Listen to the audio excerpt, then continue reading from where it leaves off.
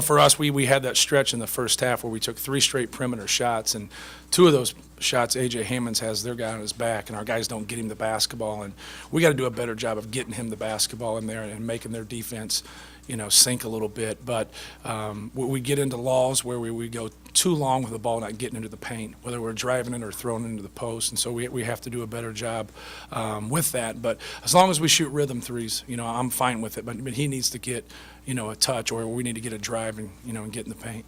When you did get the ball inside, obviously AJ had the nice night, and then Jay also, again, even when AJ got that third foul, I think when Jay got that basket right after that, and just like Nebraska kind of kept it going. Yeah, it really helps us, just having an inside presence, and obviously in the game. And so when you sub a guy out like A.J. Hammonds, and then, Jay's played quality minutes to pass, 2 games, and that's huge for him, just to build some confidence as a young guy, as a freshman, playing in his, really his first run in Big Ten games. So, we just have to continue to be consistent, even though I think we miss them a lot.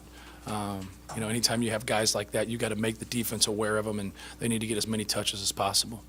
You said before you're okay with them taking good threes when they're good threes.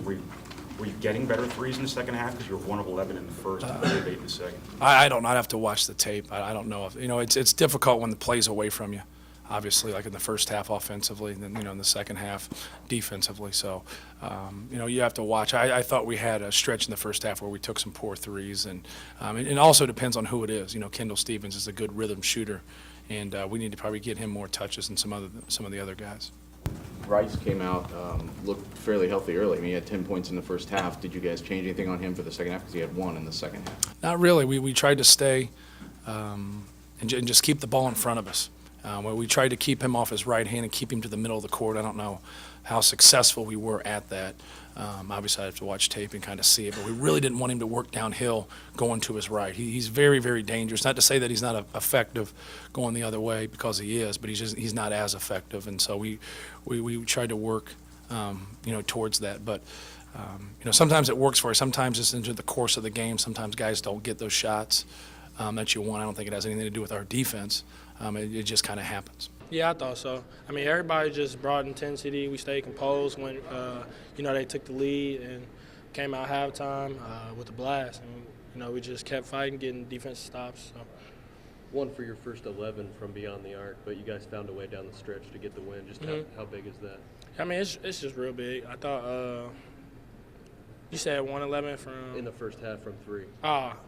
Definitely. We just couldn't put it in the basket the first half. We came out and Kendall, we kept shooting, and, finally made his way in the basket. 6-0 run there. At one point you hit a 3, and then Kendall hit a 3 in the corner. That was a big stretch. Yeah, I thought so. I thought it would probably been the dagger of the game. Those were big shots. And Kendall, I pass that to him every single time. After that, A.J. Hammond's bucket inside, block at the other end, that was key for you guys too? Definitely. I mean, A.J. came to play tonight, and, we need him to score that in the paint every time he gets it.